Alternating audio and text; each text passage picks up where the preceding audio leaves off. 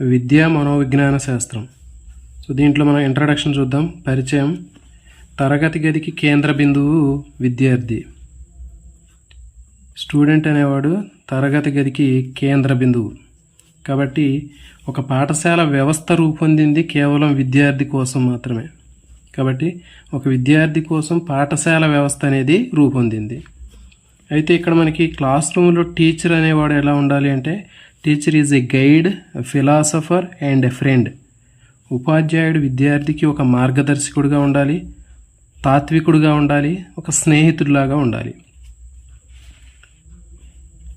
Next విద్యార్థులు మనం పరిశీలించినట్లయితే విద్యార్థుల్లో వ్యక్తిగత తేడాలు అనేవి కనిపిస్తూ ఉంటాయి. వాటిని వైయక్తిక భేదాలు లేదా ప్రజ్ఞలో ఉన్నటువంటి తేడాలని చెప్తుంటారు. సో ఈ విధంగా పిల్లలకి వ్యక్తిగత తేడాల వలన అభ్యసనంలో తేడా అనేది రావడం జరుగుతుంది. అంటే పిల్లలు వాళ్ళు నేర్చుకునేటటువంటి అభ్యసనంలో తేడాలు కూడా కనిపిస్తూ ఉంటాయి.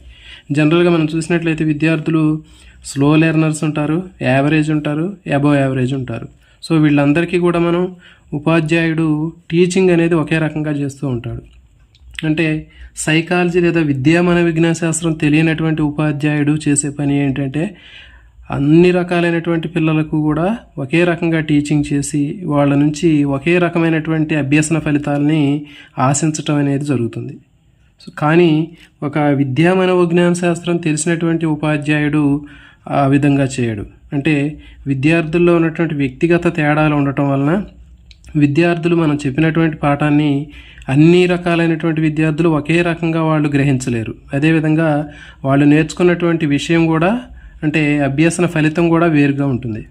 చూడండి, స్లో లెర్నర్స్ చాలా తక్కువగా నేర్చుకుంటారు. యావరేజ్గా ఉన్నటువంటి స్టూడెంట్స్ కొంచెం ఎక్కువగా విషయాన్ని నేర్చుకునే అవకాశం ఉంటుంది. నెక్స్ట్ అబవ్ యావరేజ్ ఉన్నటువంటి స్టూడెంట్స్ బాగా స్పీడ్గా తొందరగా విషయాన్ని క్యాచ్ చేసి బాగా త్వరగా నేర్చుకునే అవకాశం ఉంటుంది.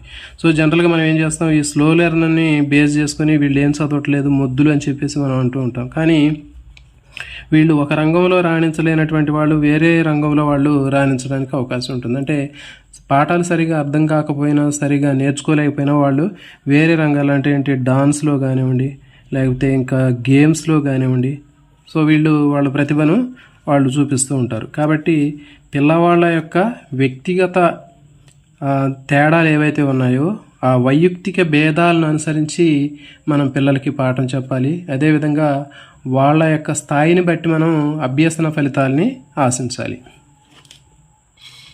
సో జనరల్గా టీచర్ అనేవాడు చెప్పాం ఒకే రకమైనటువంటి బోధన అనేది చేస్తూ ఉంటాడు.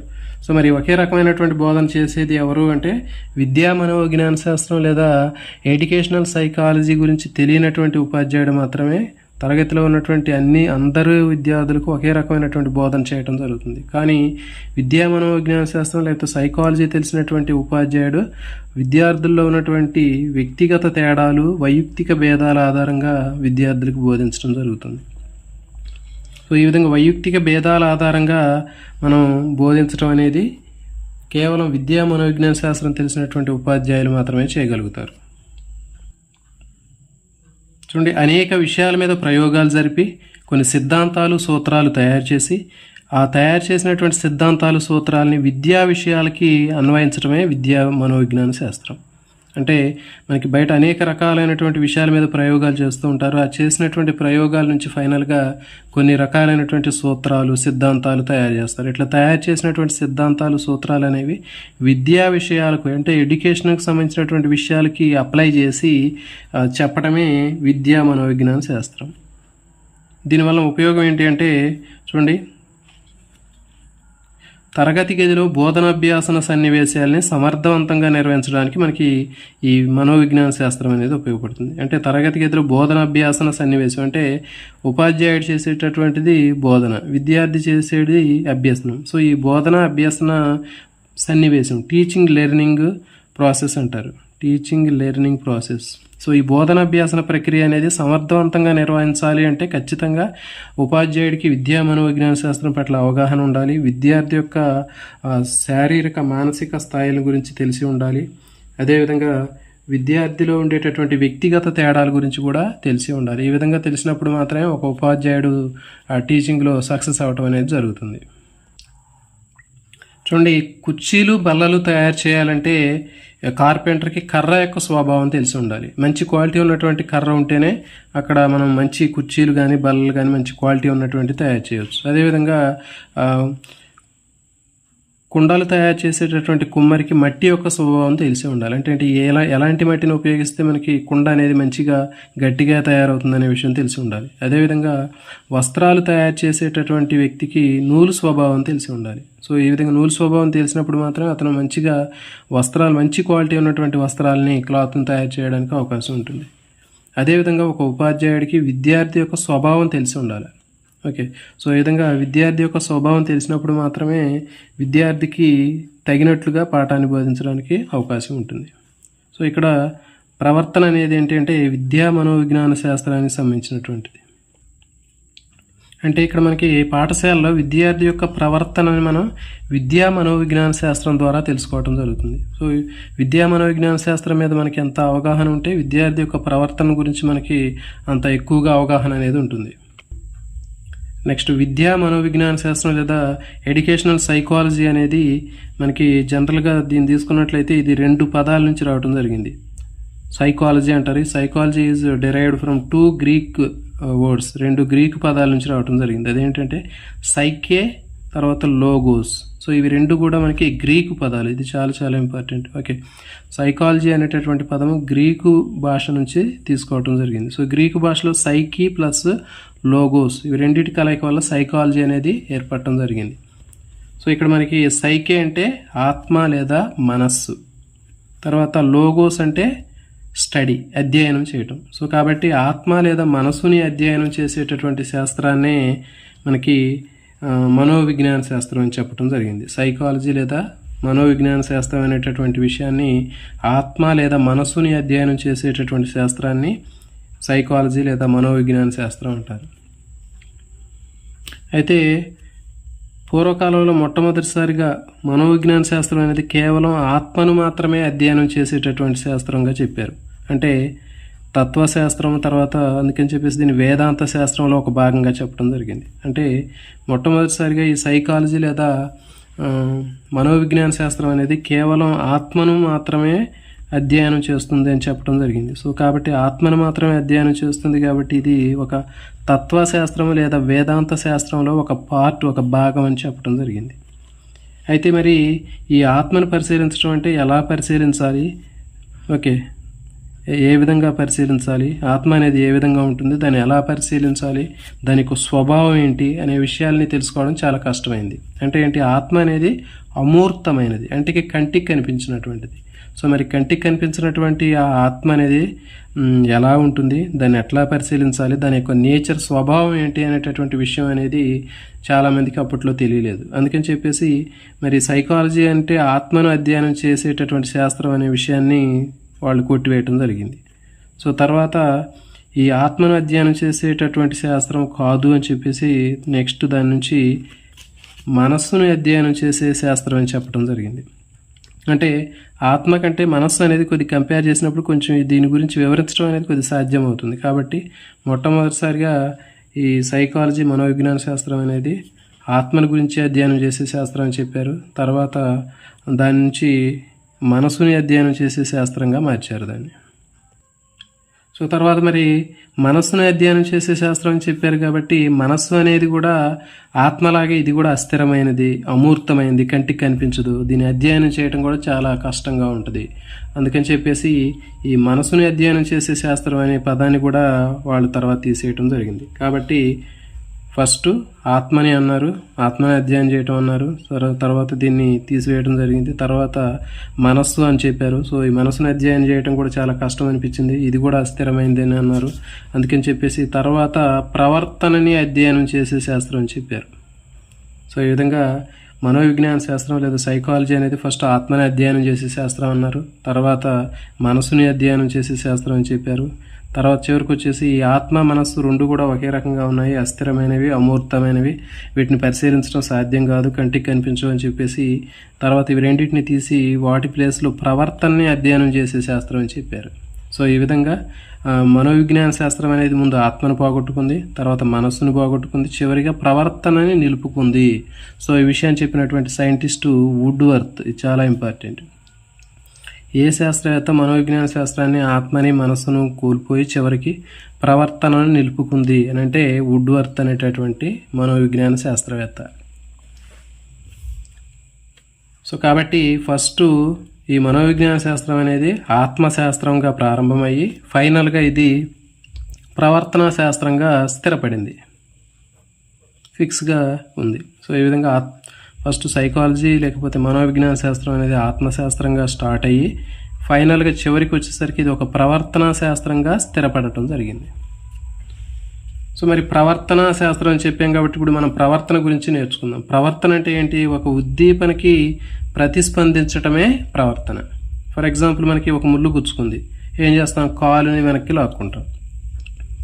ఒక కాంతి లైటింగ్ కంట్లో పడింది, వెంటనే ఏం చేస్తాం? కన్ను రెప్పలతోటి కన్ను మూస్తాం.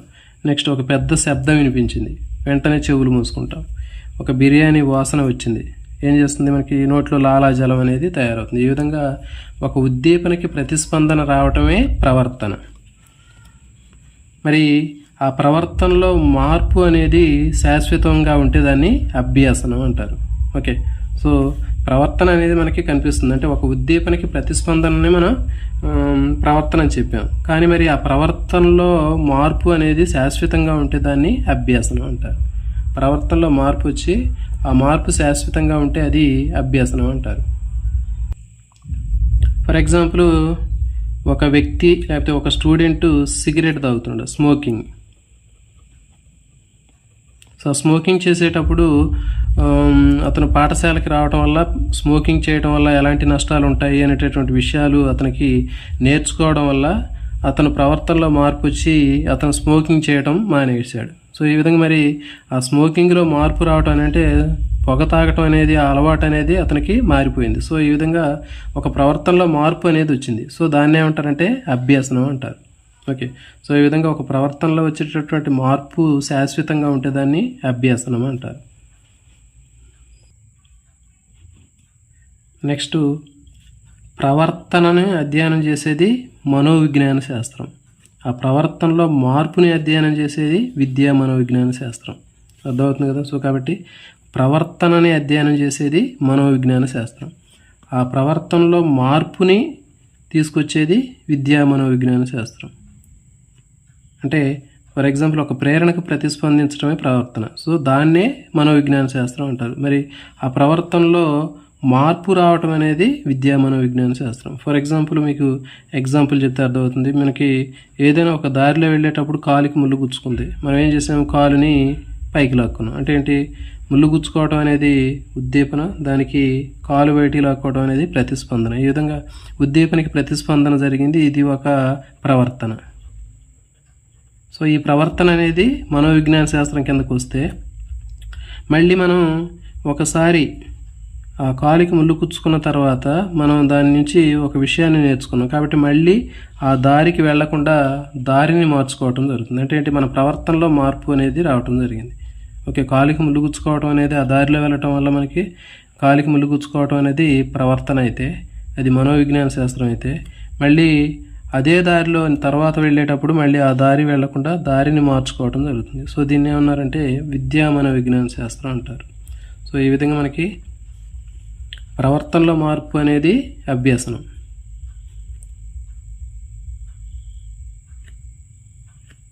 ప్రవర్తన అనేది మనోవిజ్ఞాన శాస్త్రం అయితే ఆ ప్రవర్తనలో మార్పు రావటం అనేది విద్యా మనోవిజ్ఞాన శాస్త్రంగా చెప్తారు. నెక్స్ట్ ఇక్కడ కొన్ని నిర్వచనాలు ఉన్నాయి, మనోవిజ్ఞానానికి సంబంధించినటువంటి నిర్వచనాలు.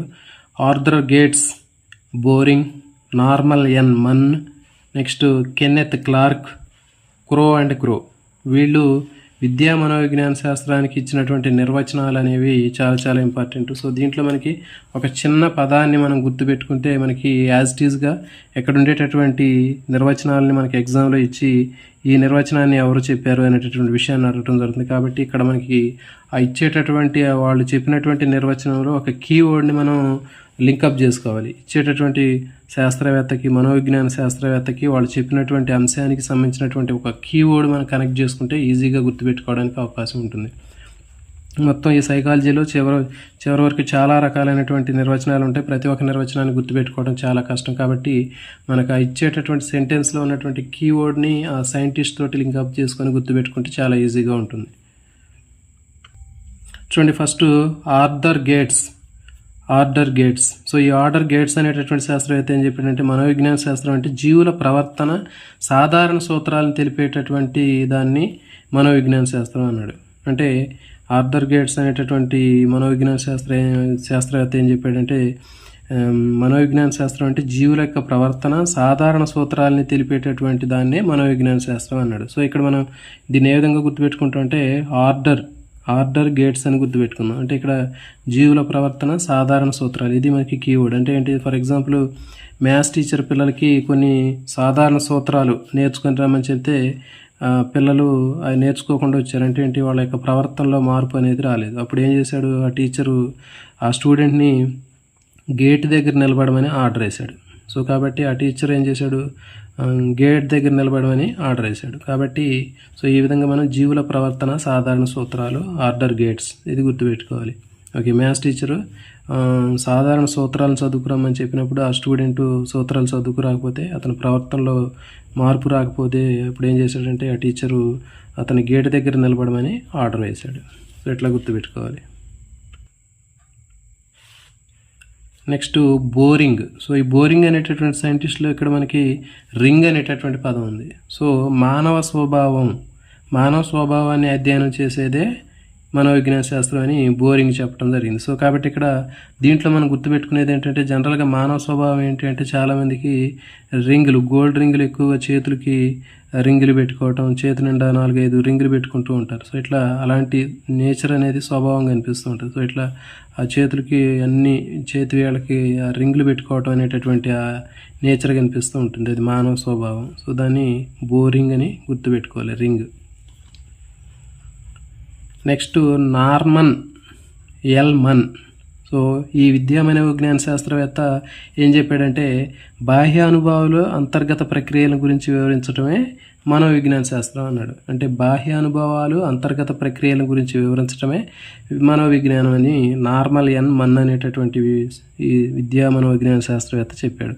అయితే ఇక్కడ మనం గుర్తుపెట్టుకునే కీవర్డ్స్ అంటే, ఇక్కడ మన్ అని ఉంది చూడండి, ఇక్కడ మన్ను, ఇక్కడ ఒక మన్ను ఉంది. ఓకే, ఇక్కడ మన్ను అంటే మట్టి, మన్ను అంటే మట్టి అనే పదానికి ఉపయోగిస్తాం కదా. మన్ను అంటే ఇక్కడ మట్టి, తర్వాత ఇంకొక మన్ను ఉంది అంటే ఇది మనస్సు.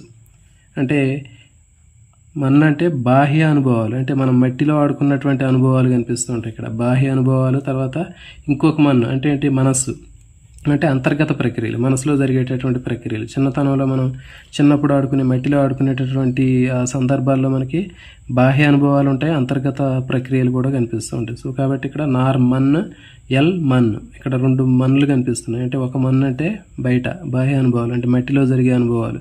తర్వాత ఇంకొక మన్ను అంటే మనస్సు, అంటే అంతర్గతంగా జరిగే ప్రక్రియలు. సో ఈ విధంగా గుర్తుపెట్టుకోవాలి. Next Kenneth Clark.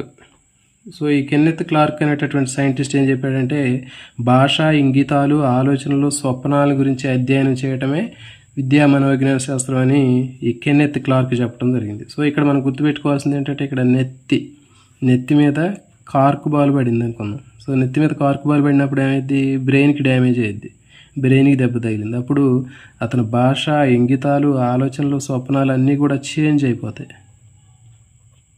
సో ఈ విధంగా మనకి కెన్నెత్ క్లార్క్ అనే పదాన్ని గుర్తుపెట్టుకోవాలి. నెత్తి మీద తల మీద కార్క్ బాల్ పడినప్పుడు ఏమైంది, బ్రెయిన్కి దెబ్బ తగిలి మనకి బ్రెయిన్ లాస్ అవ్వటం జరుగుతుంది, మెమరీ లాస్ అవ్వటం జరుగుతుంది. అప్పుడు భాష, ఇంగితాలు, ఆలోచనలు, స్వప్నాలు అన్నీ కూడా చేంజ్ అవుతాయి. నెక్స్ట్ క్రో.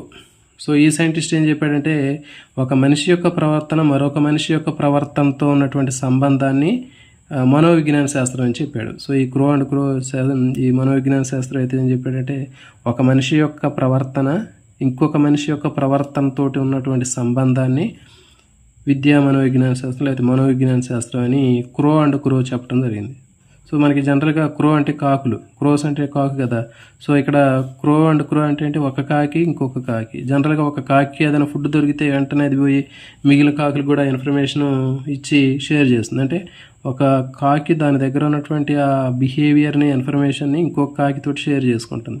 సో ఇక్కడ కూడా అంతే, ఒక మనిషి తనకున్నటువంటి ఆ బిహేవియర్ని ఇంకో మనిషితోటి అతను షేర్ చేయడం జరుగుతుంది. సో అట్లా ఆ ఇద్దరు మనుషుల మధ్య ఉన్న సంబంధాన్ని మనం మనోవిజ్ఞాన శాస్త్రం అని క్రో అండ్ క్రో శాస్త్రవేత్త చెప్పడం జరిగింది. సో ఫైనల్గా మనకి మనోవిజ్ఞాన శాస్త్రం అనేది ప్రవర్తనని శాస్త్రీయంగా అధ్యయనం చేసే శాస్త్రం అనే విషయాన్ని చెప్పడం జరిగింది. సో మనోవిజ్ఞాన శాస్త్రం అనేది ప్రవర్తనని శాస్త్రీయంగా అధ్యయనం చేయటమే మనోవిజ్ఞాన శాస్త్రం అన్నారు. సో మరి ఈ ప్రవర్తన అనేది శాస్త్రీయంగా అధ్యయనం చేయటం అంటే, ఈ ప్రవర్తన అనేది మనకి జనరల్గా 2 రకాలుగా ఉంటుంది. బహిర్గతంగా ఉంటుంది, అంతర్గతంగా ఉంటుంది. బహిర్గత ప్రవర్తన, అంతర్గత ప్రవర్తన. ఫర్ ఎగ్జాంపుల్ బహిర్గత ప్రవర్తన అంటే ఏంటి? మనం రకరకాలైనటువంటి బొమ్మలు గీస్తూ ఉంటాం, రాస్తూ ఉంటాం, పాడుతూ ఉంటాం, పరిగెడుతూ ఉంటాం, డ్యాన్స్ చేస్తూ ఉంటాం. సో ఇవన్నీ కూడా బహిర్గత ప్రవర్తనలు, అంటే బయటికి కనిపిస్తూ ఉంటాయి. నెక్స్ట్ అంతర్గత ప్రవర్తనలు అనేవి ఇంటర్నల్గా ఉంటాయి, కానీ ఇవి మనకి కనిపించవు. ఫర్ ఎగ్జాంపుల్ ఏదైనా ఒక విషయం గురించి ఆలోచించటం, ఊహించటం, మర్చిపోవటం. ఓకే, సో ఇవన్నీ కూడా అంతర్గతమైనటువంటి ప్రవర్తనలు. సో ఫైనల్గా ప్రవర్తన అనేది మొత్తం 3 రంగాలుగా విభజించడం జరిగింది. జ్ఞానాత్మక రంగము, భావావేశ రంగము, మానసిక చలనాత్మక రంగం. సో ఈ విధంగా ప్రవర్తన అనేది 3 రంగాలుగా విభజించడం జరిగింది. జ్ఞానాత్మక రంగం, భావావేశ రంగం, మానసిక చలనాత్మక రంగం. ఓకే, ఇది జ్ఞానాత్మక రంగం అనేది బ్రెయిన్కి సంబంధించింది. ఓకే, నెక్స్ట్ భావావేశ రంగం అనేది హార్ట్కి సంబంధించింది. ఓకే, మానసిక చలనాత్మక రంగం అనేది బాడీలో ఉన్నటువంటి ఆర్గాన్స్, అంటే లెగ్స్, హ్యాండ్స్ సంబంధించింది. హ్యాండ్స్, లెగ్స్, సో వీటికి సంబంధించింది. సో ఇప్పుడు చూడండి, జ్ఞాన రంగం తీసుకుంటే జ్ఞానాత్మక రంగంలో మనం గుర్తించటం, జ్ఞప్తికి తెచ్చుకోవటం, ఉదాహరణలు ఇవ్వటం, భేదాలు చెప్పటం, విశ్లేషణ, సంశ్లేషణ మొదలైనవి ఇవన్నీ కూడా ఉంటాయి. ఫర్ ఎగ్జాంపుల్ ఒక విద్యార్థికి ఒక ప్రాణం ఉన్నటువంటి జంతువుని, ప్రాణం లేనటువంటి దాన్ని ఇచ్చినప్పుడు రెండింటికి తేడాలను గుర్తించమని అడుగుతాం. సో అది అప్పుడు జ్ఞానాత్మక రంగం కిందకు వస్తుంది. నెక్స్ట్ జ్ఞప్తికి తెచ్చుకోవటం. ఒక విద్యార్థిని అతిపెద్ద జంతువు పేరు చెప్పరా అని చెప్పినప్పుడు ఆ విద్యార్థి అతను జ్ఞప్తికి తెచ్చుకుని సమాధానం చెప్పడం జరుగుతుంది. నెక్స్ట్ వచ్చేసి ఉదాహరణలు ఇవ్వటం. ఫర్ ఎగ్జాంపుల్ సూక్ష్మజీవులకు ఉదాహరణ ఇవ్వమని చెప్పినప్పుడు అతను ఉదాహరణలు ఇవ్వటం జరుగుతుంది. నెక్స్ట్ భేదాలు, మొక్కలకి జంతువులకి మధ్య భేదాలు చెప్పమన్నప్పుడు ఆ విద్యార్థి భేదాలు చెప్తూ ఉంటాడు. నెక్స్ట్ విశ్లేషణ. విశ్లేషణ అంటే ఏంటి? Complex to simple. ఓకే, విశ్లేషించడం అంటే ఒక కాంప్లెక్స్గా ఉన్నటువంటి దాన్ని బ్రేక్ చేసి సింపుల్గా ఉన్నటువంటి విషయంగా విడగొట్టడాన్ని విశ్లేషణ అంటారు. ఫర్ ఎగ్జాంపుల్ రెస్పిరేషన్, శ్వాసక్రియ తీసుకుంటే శ్వాసక్రియలో గ్లూకోజ్ అనేది పార్టిసిపేట్ చేసినప్పుడు ఆ గ్లూకోజ్ విశ్లేషణ జరిగి దాని నుంచి carbon dioxide, water, energy, heat produce అవుతుంది. సో ఇక్కడ ఏమవుతుంది? ఆ గ్లూకోజ్ అనేది విశ్లేషణ జరిగి కార్బన్ డైఆక్సైడ్, నీరు, అదేవిధంగా ఎనర్జీ అనేది ప్రొడ్యూస్ అవుతుంది. నెక్స్ట్ సంశ్లేషణ అంటే ఏంటి? దీనికి రివర్స్, అంటే సింపుల్గా ఉన్నటువంటి వాటి నుంచి కాంప్లెక్స్గా ఉన్నటువంటి రావటం. సింపుల్ టు కాంప్లెక్స్ సంశ్లేషణ. ఫర్ ఎగ్జాంపుల్ ఫోటోసింథసిస్, కిరణజన్య సంయోగ క్రియ. కిరణజన్య సంయోగక్రియలు సింపుల్గా ఉన్నటువంటి carbon dioxide plus water okay కలిసిపోతే మనకి గ్లూకోజ్ తయారవుతుంది. సో ఇది సంశ్లేషణ, అంటే చిన్న చిన్నవి కలిసి ఒక పెద్ద మాలిక్యూల్ తయారవుతుంది సంశ్లేషణ. అట్లా చిన్న చిన్న విషయాలు కలిపి పెద్ద అంశాలుగా తయారు చేయడం సంశ్లేషణ. ఈ విధంగా మనకి జ్ఞానాత్మక రంగంలో గుర్తించటం, జ్ఞప్తికి తెచ్చుకోవటం, ఉదాహరణలు ఇవ్వటం, భేదాలు చెప్పటం, విశ్లేషణ, సంశ్లేషణ ఇలాంటివన్నీ కూడా మనకి జ్ఞాన రంగంలో ఉంటాయి. నెక్స్ట్ భావావేశ రంగం, ఇది హార్ట్కు సంబంధించినటువంటిది. ఓకే, దీంట్లో మనకి అభిరుచులు, ఉద్వేగాలు ఉంటాయి. అంటే ఏంటి? ఆనందం, దుఃఖం, బాధ, సంతోషం, అసూయ, ప్రేమ, పగ ఇవన్నీ కూడా మనకి భావావేశ రంగానికి సంబంధించినవి. నెక్స్ట్ మానసిక చలనాత్మక రంగం అంటే ఏంటి? బాడీ పార్ట్స్కి సంబంధించినటువంటి కాళ్ళు, చేతులు వీటికి సంబంధించినటువంటివి. ఇది మానసిక చలనాత్మక రంగానికి సంబంధించింది. అంటే ఏంటి? నడవడం, పరిగెత్తడం, రాయడం, డ్యాన్స్ చేయడం, పాటలు పాడటం ఇట్లాంటివన్నీ కూడా మనకి మానసిక చలనాత్మక రంగం కిందకు వస్తాయి. సో ఈ విధంగా మనకి ఫైనల్గా మనకి ప్రవర్తన అనేది 3 రంగాలుగా డివైడ్ చేసి జ్ఞానాత్మక రంగము, భావావేశ రంగము, మానసిక చలనాత్మక రంగం అని మనకి 3 రకాలుగా డివైడ్ చేయడం జరిగింది. నెక్స్ట్ విద్యా మనోవిజ్ఞాన శాస్త్ర అధ్యయన పద్ధతులు. ఇది చాలా చాలా ఇంపార్టెంట్. దీంట్లో మనకి విద్యా మనోవిజ్ఞాన శాస్త్రాన్ని అధ్యయనం చేయడానికి మనకి 2 పద్ధతులు అనేవి ఉన్నాయి. ఒకటి పురాతన పద్ధతులు, ఇంకోటి ఆధునిక పద్ధతులు. ఓకే, ఈ పురాతన పద్ధతులు తీసుకుంటే మనకి పురాతన పద్ధతుల్లో ఒకటి ఊహా పద్ధతి. ఫస్ట్ పురాతన పద్ధతుల్లో ఉండేది ఊహా పద్ధతి. దీన్ని స్పెక్యులేటివ్ మెథడ్ అంటారు. పూర్వకాలంలో ఎక్కువగా ఉపయోగించారు దీన్ని. ఓకే, దీన్ని స్పెక్యులేటివ్ మెథడ్ అంటారు. దీన్ని ఆర్మ్ చైర్ మెథడ్ అని కూడా పిలుస్తారు. ఓకే, ఇది ఎవరు చేస్తారు అంటే అనుభవజ్ఞులైనటువంటి వాళ్ళు, మేధావులు, తత్వవేత్తలు దీన్ని ఎక్కువగా చేయటం జరుగుతుంది. అంటే వీళ్ళు ఊహా పద్ధతి అంటే పేర్లోనే ఉంది చూడండి, ఊహించి ఒక ప్రవర్తన గురించి చెప్పటం. సో కాబట్టి ఊహించి ఒక ప్రవర్తన గురించి చెప్పేటటువంటి ఈ పద్ధతిని ఊహా పద్ధతి అంటారు. ఓకే, దీన్ని స్పెక్యులేటివ్ మెథడ్ అంటారు. ఇది ఎక్కువ పూర్వకాలంలో ఉపయోగించారు. దీన్ని ఆర్మ్ చైర్ మెథడ్ అని కూడా అంటారు. నెక్స్ట్ ఇది అనుభవజ్ఞులు, మేధావులు, తత్వవేత్తలు మాత్రమే ఈ ఊహా పద్ధతిని ఉపయోగించారు. పూర్వకాలంలో మాత్రం ఇది ఎక్కువ వాడుకలో ఉన్నటువంటి పద్ధతి. సో ఒక ఊహించి ఒక ప్రవర్తన చెప్తూ ఉంటారు. ఓకే, కాబట్టి ఈ పద్ధతి కంప్లీట్గా ఊహ మీదే ఉంటుంది. కంప్లీట్లీ డిపెండెడ్ ఆన్ ఇమాజిన్, అంటే ఒక ఊహ మీదే పూర్తిగా ఆధారపడి చెప్పేటటువంటి పద్ధతి. సో దీనికి ప్రాముఖ్యత అనేది పూర్తిగా తగ్గిపోవడం జరిగింది. సో ఇది ఎక్కువగా దీన్ని ఉపయోగించడం లేదు. దీనికి ఒక ఎగ్జాంపుల్ తీసుకున్నట్లయితే, ఫర్ ఎగ్జాంపుల్ మనకి హౌస్ కన్స్ట్రక్షన్ చేసినప్పుడు మనకి హౌస్లో మనకి రకరకాలైనటువంటి ఈశాన్యంలో బోరు ఉండాలి, తర్వాత ఇక్కడ ప్రహరీ గోడలు ఉండాలి అని చెప్పేసి ఇలాంటి కొన్ని సెంటిమెంట్లు అనేవి ఉంటాయి. సో కాబట్టి ఏదైనా ఇంట్లో ఎవరికైనా ఏదైనా ప్రాబ్లం వచ్చినప్పుడు వాళ్ళు చాలామంది, కొంతమంది మేధావులు, అనుభవజ్ఞులు, లేకపోతే వాళ్ళు ఏం చెప్తూ ఉంటారు, సో ఇక్కడ ఇది ఉండాలి, లేకపోతే ఇది లేకపోవడం వల్ల ఆ ప్రాబ్లం వచ్చిందని చెప్పేసి కొన్ని వాళ్ళు ఊహించి చెప్తూ ఉంటారు. సో దానికి కారణం ఇది, ఇక్కడ ఈ విధంగా బాత్రూమ్ ఇక్కడ ఉండాలి, లేకపోతే ఈ ప్రహరీ గోడ ఇక్కడ ఉండాలి, ఈ పెట్టగోడ ఎట్లా కట్టాలని చెప్పేసి వాళ్ళు అనుభవంతో వీళ్ళు ఇలాంటి విషయాలు చెప్తూ ఉంటారు. అంటే ఏంటి, ఆ సంఘటనకి, ఆ ప్రవర్తనకి కారణం వాళ్ళు ఊహించి చెప్తూ ఉంటారు. సో ఇది ఊహా పద్ధతి. నెక్స్ట్ పురాతనమైనటువంటి పద్ధతుల్లో రెండవది సంఘటన రచనా పద్ధతి. ఓకే, ఈ సంఘటన రచనా పద్ధతి తీసుకుంటే దీన్ని ఎనక్డోటల్ పద్ధతి అంటారు. ఎనక్డోటల్ పద్ధతి లేకపోతే ఉపఖ్యాన రికార్డ్ అని కూడా పిలుస్తారు. ఇది చాలా చాలా ఇంపార్టెంట్. సంఘటన రచనా పద్ధతి అనేది మనకి ఎనక్డోటల్ పద్ధతి లేకపోతే ఉపఖ్యాన రికార్డ్ అంటారు. ఇది మొత్తం దేని మీద డిపెండ్ అయి ఉంటుందంటే, ఇది మొత్తం కంప్లీట్గా ఒక సంఘటన ఎందుకు జరిగింది, ఓకే, ఒక సంఘటన ఎందుకు జరిగింది, ఆ సంఘటన జరగటానికి కారణమైనటువంటి అసాధారణ ప్రవర్తనలు ఏంటి, దానికి కారణాలు ఏంటి, అంటే ఏదైనా ఒక సంఘటన ఎందుకు జరిగింది, ఆ సంఘటన జరగటం వల్ల కనిపించే అసాధారణమైనటువంటి ప్రవర్తనలు ఏ విధంగా ఉన్నాయి, దానికి కారణం ఏంటి అనేటటువంటి విషయాల్ని ప్రత్యక్షంగా గమనించి సన్నివేశంలో రాయటం జరుగుతుంది. సో ఆ విధంగా ప్రత్యక్షంగా గమనించినటువంటి అంశాలని సన్నివేశాల సంపుటిలో రాయటం జరుగుతుంది. సో దాన్ని ఏమంటారంటే సంఘటన రచనా పద్ధతి అంటారు. సో కాబట్టి అర్థమైంది కదా, సంఘటన రచనా పద్ధతి అంటే ఎనక్డోటల్ మెథడ్ అంటారు. ఇది ఉపఖ్యాన రికార్డ్ అని కూడా అంటారు. ఇది ఒక వ్యక్తి కానీ ఒక విద్యార్థి కానీ జీవితంలో జరిగేటటువంటి సంఘటనల్ని పూర్తిగా తెలుసుకోవటం జరుగుతుంది. ఆ సంఘటనల ఆధారంగా ఒక అసాధారణ ప్రవర్తన, స్టూడెంట్ కానీ ఆ వ్యక్తి కానీ ఆ విధంగా అసాధారణంగా ఎందుకు ప్రవర్తిస్తున్నాడు, దానికి కారణం ఏంటి, అన్ని విషయాల్ని ప్రత్యక్షంగా గమనిస్తారు. సో అట్లా గమనించి దాన్ని మొత్తం రిపోర్ట్ లాగా రాయటం జరుగుతుంది. సో దాన్ని సంఘటన రచనా పద్ధతి అంటారు. సో ఫర్ ఎగ్జాంపుల్ దీనికి ఎగ్జాంపుల్ తీసుకున్నట్లయితే మనకి చంద్రముఖి సినిమాలో మనకి రజనీకాంత్ ఈ చంద్రముఖి యొక్క ప్రవర్తనని అధ్యయనం చేస్తున్నాడు. అంటే ఆ చంద్రముఖి ఆ విధంగా ప్రవర్తించడానికి కారణం ఏంటి, ఓకే, ఆ విధంగా ఉండటానికి ఎలాంటి సంఘటనలు జరిగినాయి ఆమె జీవితంలో, మరి ఆ విధంగా ఆమె అసాధారణ ప్రవర్తనకు కారణం ఏంటి, అసాధారణ ప్రవర్తనలు తెలుసుకోవటం, దానికి కారణాలు కూడా తెలుసుకొని మొత్తం ఇవన్నీ ప్రత్యక్షంగా గమనిస్తాడు ఆ సినిమాలో. సో కాబట్టి ఈ విధంగా ప్రత్యక్షంగా గమనించి మొత్తం ఒక రిపోర్ట్ రాయటం జరుగుతుంది. సో దాన్ని ఏమంటారంటే సంఘటన రచనా పద్ధతి అంటారు.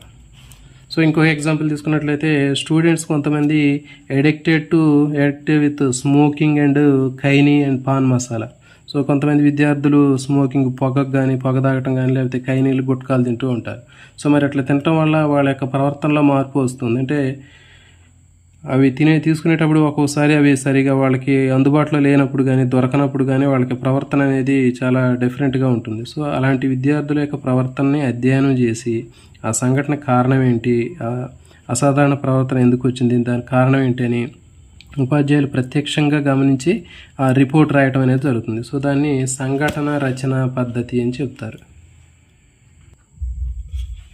సో చూడండి, ఈ సంఘటన రచన పద్ధతిలో నమూనా తీసుకున్నట్లయితే విద్యార్థి పేరు, తరగతి, పాఠశాల, తర్వాత సంఘటన నమోదు చేసినటువంటి పేరు, తర్వాత సంఘటన ఎప్పుడు జరిగింది, సంఘటనకు సంబంధించినటువంటి వివరణ. సో ఇవన్నీ కూడా మనకి ఆ డీటెయిల్స్ అన్నీ కూడా ఆ నమూనాలో ఉంటాయి. సో ఈ విధంగా మనకి ఈ రెండు కూడా పురాతన పద్ధతులు. నెక్స్ట్ ఆధునిక శాస్త్రీయ పద్ధతులు. మనోవిజ్ఞాన శాస్త్ర అధ్యయన పద్ధతుల్లో ఆధునిక శాస్త్రీయ పద్ధతులను ఇప్పుడు ఎక్కువగా ఉపయోగించడం జరుగుతుంది. సో దీంట్లో మనకి ఫస్ట్ అంతఃపరిశీలన పద్ధతి. సో ఇది కూడా చాలా చాలా ఇంపార్టెంట్. ఇవి ఆధునిక శాస్త్రీయ పద్ధతుల్లో మొట్టమొదటిది అంతఃపరిశీలన పద్ధతి. సో చూడండి, ఇది చాలా చాలా ఇంపార్టెంట్. దీన్ని అంతఃపరిశీలన పద్ధతిని అంతరీక్షణ పద్ధతి అని కూడా అంటారు. తర్వాత ఇంట్రోస్పెక్షన్ మెథడ్ అని కూడా అంటారు. చూడండి, అంతఃపరిశీలన అంటే తనలోకి తాను చూసుకోవటం. ఇది చాలా చాలా ఇంపార్టెంట్. అంతఃపరిశీలన అనగా అంటే తనలో తాను చూసుకోవడం, పక్క వాళ్ళలోనికి చూడడం. సో ఇట్లా ఆప్షన్స్ అనేవి ఉంటాయి. తనలో తాను చూసుకోవడాన్ని అంతఃపరిశీలన అంటారు. దీన్ని అంతరీక్షణ పద్ధతి లేకపోతే ఇంట్రోస్పెక్షన్ మెథడ్ అంటారు. చాలా ఇంపార్టెంట్. ఇప్పుడు ఒక వ్యక్తి భావాలని, అనుభవాలని తనకు తాను పరిశీలించుకోవటం. ఇది చెప్పాం కదా. అంతఃపరిశీలన అంటే ఒక వ్యక్తి తన యొక్క అనుభవాలని, తన యొక్క భావాలని, అనుభూతుల్ని తనే పరిశీలించుకోవటం జరుగుతుంది. సో దీన్ని అంతఃపరిశీలన పద్ధతి అంటారు. విషయం జరిగేటప్పుడు కానీ, విషయం జరుగుతున్నప్పుడు కానీ శారీరక, మానసిక స్థితిని తనకు తానే వర్ణించి చెప్పటం. అంటే ఏదైనా ఒక సిచ్యువేషన్ జరిగినప్పుడు కానీ, జరిగిన తర్వాత కానీ మనకి ఆ సిచ్యువేషన్ జరగడానికి కారణం ఏంటి, జరుగుతున్నప్పుడు ఎలాంటి శారీరక, మానసిక మార్పులు జరుగుతున్నాయి, ఈ విషయాలు మొత్తం అతనే చెప్తాడు. సో కాబట్టి ఇక్కడ పరిశీలించేవాళ్ళు, పరిశీలించబడేవాళ్ళు కూడా ఒకటే. ఓకే, ఇది చాలా చాలా ఇంపార్టెంట్. ఓకే, ఈ అంతఃపరిశీలన పద్ధతి అంటే పరిశీలించేవాళ్ళు, పరిశీలించబడేవాళ్ళు కూడా ఒకళ్ళే. సో దాన్ని పరిశీలన పద్ధతి అంటారు. ఒక ఎగ్జాంపుల్ తీసుకుంటే మనకి బాగా అర్థమవుతుంది.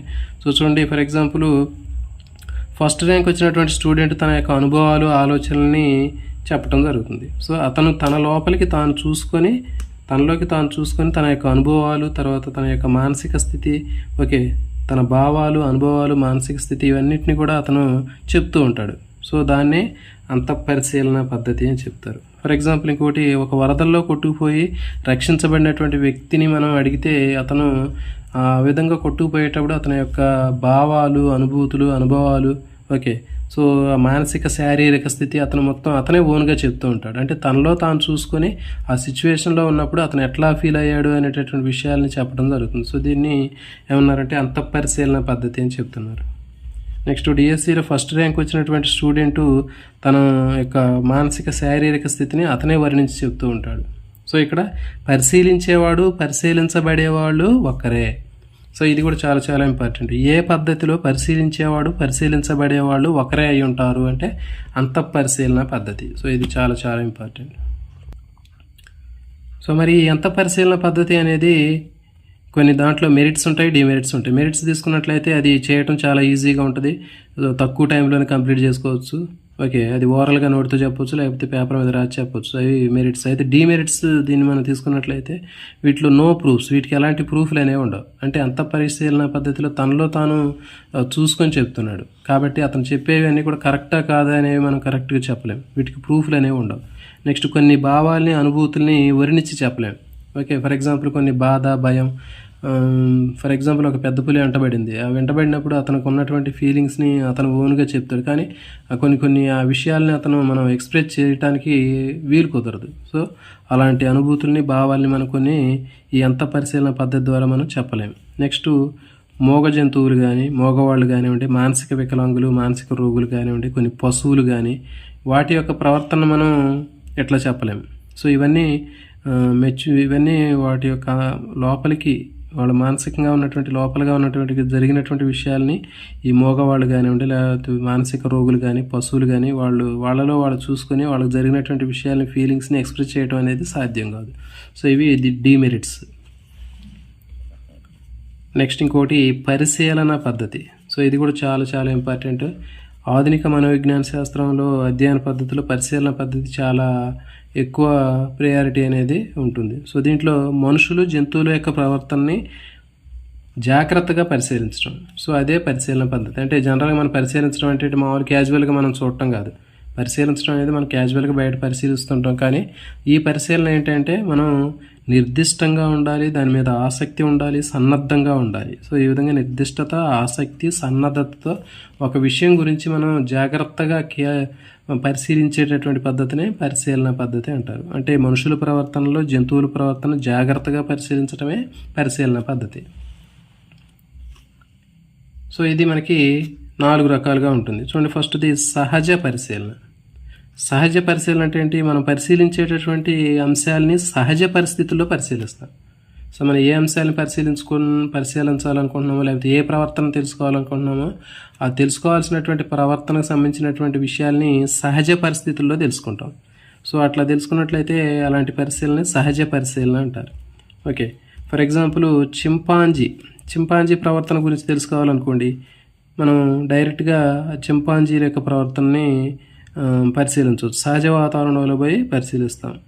ఓకే, సో ఈ విధంగా చింపాంజీ యొక్క ప్రవర్తన తెలుసుకోవాలంటే సహజ వాతావరణ పరిస్థితుల్లో ఆ చింపాంజీ దగ్గరికి పోయి మనం దాన్ని పరిశీలిస్తే దాన్ని సహజ పరిశీలన అంటారు. నెక్స్ట్ వచ్చేసి విద్యార్థుల ప్రవర్తన తెలుసుకోవాలనుకుంటే మనం ఫర్ ఎగ్జాంపుల్ విద్యార్థులు ఆటలు ఆడేటప్పుడు విద్యార్థుల యొక్క ప్రవర్తన తెలుసుకోవచ్చు మనం. ఇది సహజ పరిస్థితుల్లో పరిశీలించడమే సహజ పరిశీలన. అయితే ఈ సహజ పరిశీలన అనేది మనకి 2 రకాలుగా ఉంటుంది. చూడండి, సంచరిత పరిశీలన, అసంచరిత పరిశీలన. సంచరిత పరిశీలనకి ఇంకో పేరు ఏంటంటే సహభాగి పరిశీలన అనేటి పిలిచేటటువంటి పేరు ఉన్నటువంటి పరిశీలన ఏంటి అంటే సంచరిత పరిశీలన. నెక్స్ట్ ఇది ఇంకోటి అసంచరిత పరిశీలన.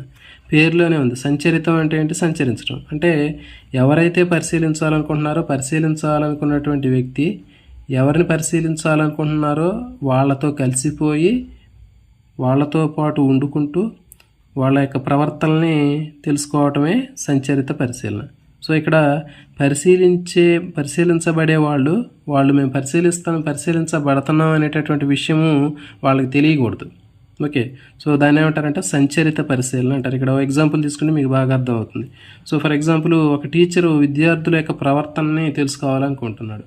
సో అప్పుడు ఆ టీచర్ ఏం చేస్తాడు? ఆ విద్యార్థులతో కలిసి కబడ్డీ ఆడుకుంటూ, లేకపోతే ఏదో ఖోఖో ఆడుకుంటూ, క్రికెట్ ఆడుకుంటూ వాళ్ళతో కలిసిపోయి ఆ విద్యార్థుల యొక్క ప్రవర్తనని వాళ్ళు ఏ విధంగా మాట్లాడుతున్నారు అని చెప్పేసి వాళ్ళు ఓపెన్గా వాళ్ళు మాట్లాడేటటువంటి విషయాలన్నింటినీ కూడా విద్యార్థులతో కలిసిపోయినప్పుడు మాత్రమే ఆ విద్యార్థులు వాళ్ళు ఆ విషయాలను ఎక్స్ప్రెస్ చేస్తారు. సో ఆ విధంగా ఆ ఉపాధ్యాయుడు ఆ విద్యార్థులతో కలిసిపోయి ఆడుకుంటూ వాళ్ళ యొక్క ప్రవర్తన అధ్యయనం చేస్తాడు.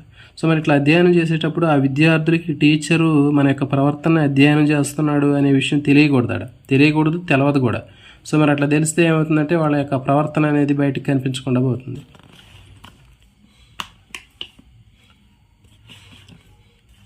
నెక్స్ట్ రెండవది అసంచరిత పరిశీలన అంటే ఎవరైతే పరిశీలించాలనుకుంటున్నారో ఆ పరిశీలించబడేటటువంటి వాళ్ళకి దూరంగా ఉండి పరిశీలిస్తారు. సో దాన్ని అసంచరిత పరిశీలన అంటారు. పేరులోనే ఉంది చూడండి, అసంచరితం అంటే అక్కడ సంచరించకుండానే పరిశీలిస్తూ ఉంటారు.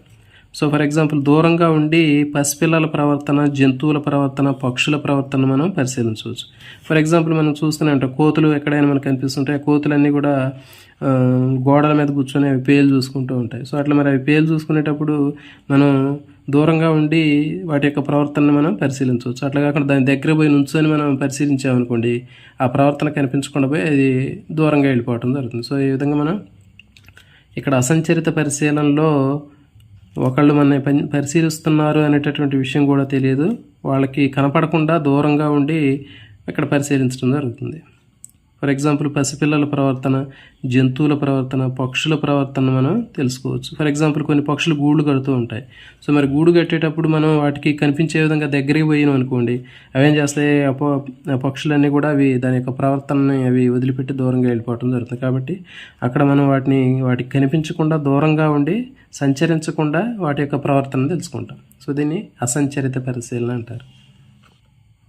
చూడండి, నెక్స్ట్ అసంచరిత పరిశీలన మీద ఇక్కడ ఎక్కువగా అమెరికాలో యోలే అనేటటువంటి ప్లేస్లో, తర్వాత అయోవా అనేటటువంటి విశ్వవిద్యాలయాల్లో పిల్లలపైన పరిశోధన కేంద్రాలని రూపొందించడం జరిగింది. సో అసంచరిత పరిశోధనలో భాగంగా ఇక్కడ అమెరికాలో ఉన్నటువంటి ఏల్ విశ్వవిద్యాలయం, అయోవా విశ్వవిద్యాలయాల్లో పిల్లల యొక్క ప్రవర్తన పైన పరిశోధనా కేంద్రాలను ఏర్పాటు చేయడం జరిగింది.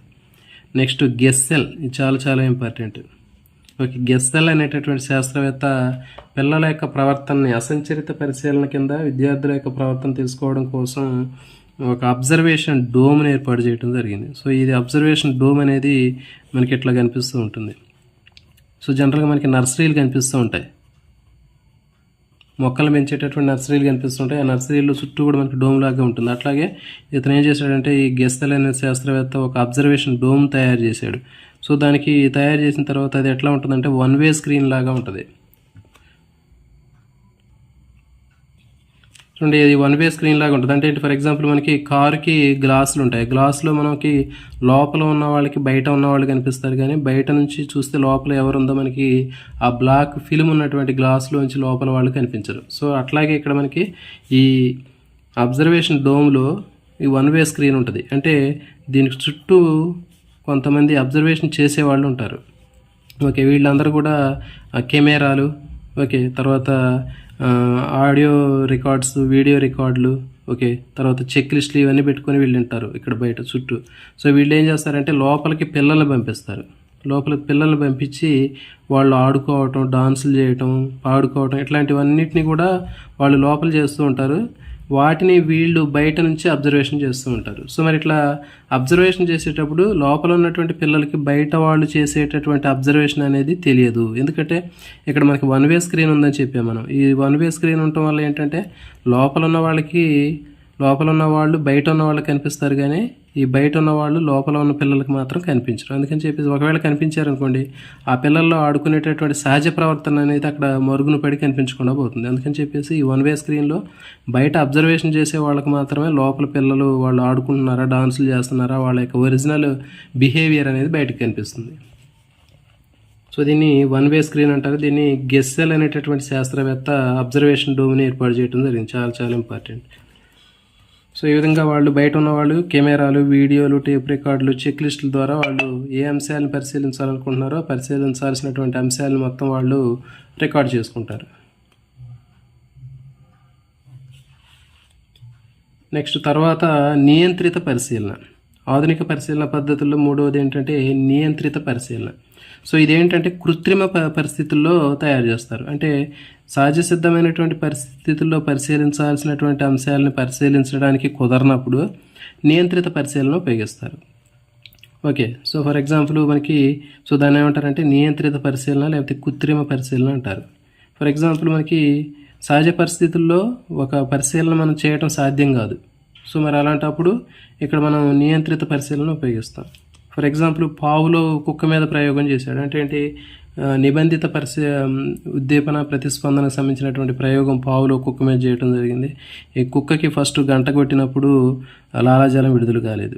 సో తర్వాత గంటతో పాటు మాంసాన్ని ఇచ్చినప్పుడు అట్లా ప్రాక్టీస్ చేసినప్పుడు కొన్నిసార్లు చేసినప్పుడు లాలాజలం విడుదలైంది. తర్వాత ఫైనల్గా ఆ మాంసం ఇవ్వకుండా కేవలం గంట శబ్దానికి మాత్రమే లాలాజలం వచ్చేటట్టు చేశారు. సో అట్లా మనకి కృత్రిమంగా అతను ప్రయోగశాలలో ప్రయోగాలు చేసి ఒక ప్రవర్తనని తెలుసుకోవటం జరిగింది. సో దాన్ని నియంత్రిత పరిశీలన అంటారు. నెక్స్ట్ వచ్చేసి బొద్దింక ఎక్కువగా మనకి తడి చీకటిగా ఉండే వాతావరణం అంటే ఇష్టం. ఓకే, సో జనరల్గా బొద్దింక ఎలాంటి వాతావరణ పరిస్థితుల్లో అది జీవించగలుగుతుంది అనే విషయాన్ని మనం తెలుసుకోవాలనుకున్నప్పుడు సో ఇప్పుడు మనకి బొద్దింక సహజ పరిస్థితుల్లో పోయి మనం బొద్దింక దానికి ఎలాంటి వాతావరణ పరిస్థితులు ఇష్టమైనటువంటి విషయం మనల్ని తెలుసుకోలేము మనం. సో దానికోసం ఏం చేశారు, ఒక బొద్దింకని తీసుకొని ఒక చాయిస్ బాక్స్ లాగా ఉంటుంది. సో ఈ చాయిస్ బాక్స్ లాగా ఉన్నటువంటి దాంట్లో బాక్స్లో 4 ఛాంబర్స్ తయారు చేసి ఈ 4 ఛాంబర్స్లో ఒక దాంట్లో తడిగా ఉన్నటువంటి వాతావరణము చీకటి, ఇంకో దాంట్లో తడిగా ఉన్నటువంటిది వెలుతురు, ఇంకో దాంట్లో పొడిగా ఉన్నటువంటిది. సో చూడండి ఇక్కడ మనకి బొద్దింకని చాయిస్ బాక్స్లో తీసుకుని దీంట్లో 4 ఛాంబర్స్ లాగా డివైడ్ చేస్తాం. ఒకటి తడిగా ఉన్నది, చీకటిగా ఉన్నది, ఇంకోటి తడిగా ఉన్నది, వెలుతురు, ఇంకొకటి పొడిగా ఉన్నది చీకటి, ఇంకోటి పొడిగా ఉన్నది వెలుతురు. సో వీటిలో మనకి 4 ఈక్వల్గా మనం కాక్రోచ్ బొద్దింకలు వేసి 1 గంట తర్వాత చూస్తే బొద్దింకలన్నీ కూడా మనకి ఈ తడిగా ఉన్నటువంటిది, చీకటిగా ఉన్నటువంటి బాక్స్లో ఇవన్నీ గ్యాదర్ అవుతాయి. ఓకే. సో మరి బొద్దింకకు ఇలాంటి సహజ ప్రవర్తన మనం న్యాచురల్గా మనం పరిశీలించలేము. కాబట్టి నియంత్రిత పరిస్థితుల్లో ప్రయోగాలు చేసి కృత్రిమంగా మనం వాటి యొక్క ప్రవర్తన తెలుసుకోవటాన్ని నియంత్రిత పరిశీలన అంటారు.